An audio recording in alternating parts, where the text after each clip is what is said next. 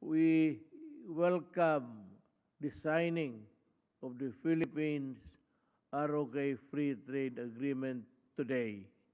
This is a step towards deeper integration which is needed for our economies to recover and bounce back.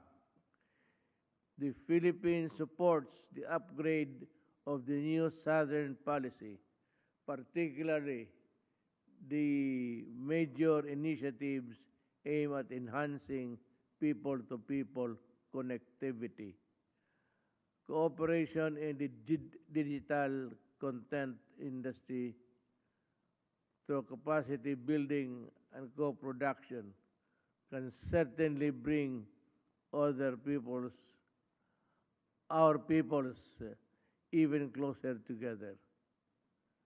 Your Majesty, Excellencies, securing peace in the Korean Peninsula remains a priority issue for all of us.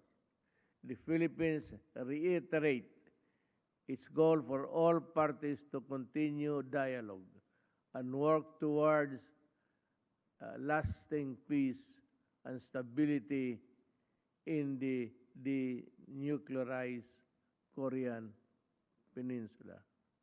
I congratulate Brunei Darussalam for its excellent work as previous country coordinator of ASEAN ROK dialogue relations, and welcome Vietnam as the new country coordinator for 2021 to 2024.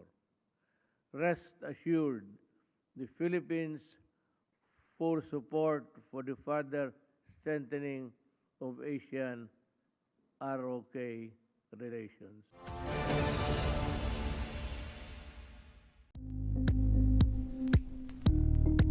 Thank you for watching Politico TV. Please like and subscribe to our channel for more videos.